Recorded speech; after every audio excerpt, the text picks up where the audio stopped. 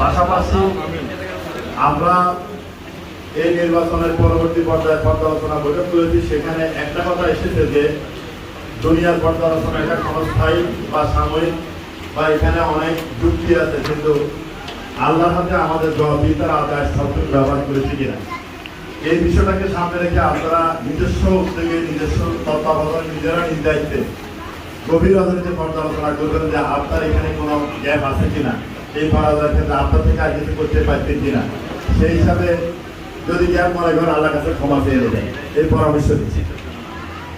এখন কথা হচ্ছে যে আমরা যদি আমাদের মন্দিরের দিকে তাকাই, আমরা এবার আমাদের নির্বাচনে মন্দিরে বুঝতে পারি নাই, কিন্তু আমরা যদি পিছনের দিকে তাকাই আমরা অনেকটা পথ এসেছি। আমাদের যে বিশাল জনসমর্থন আমাদের প্রতি, এটা আমাদের নতুন করে আশা জাগিয়েছে এবং আমাদের সংগঠনের মর্যাদাকে অনেক বেশি সমৃদ্ধ করেছে, বৃদ্ধি করেছে।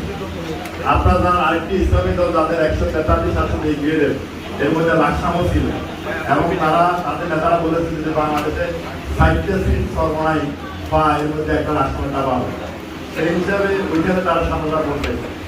আমরা তো একটা অসম্মাননা, আল্লাহ আমাদেরকে একটা মর্যাদা দিচ্ছে। আসলে সামনে আমাদের স্থানীয় নির্বাচন খুব সহসায় স্টেপ বাই স্টেপ গভর্নমেন্ট বিবেচনা করবে। জাতীয় নির্বাচন আর স্থানীয় নির্বাচনের হিসাব নিকাশ সমস্ত উল্টা। দেখা যাচ্ছে যে 2008 সালে ডিসেম্বরে জাতীয় নির্বাচনে যে আলাদিন ভাই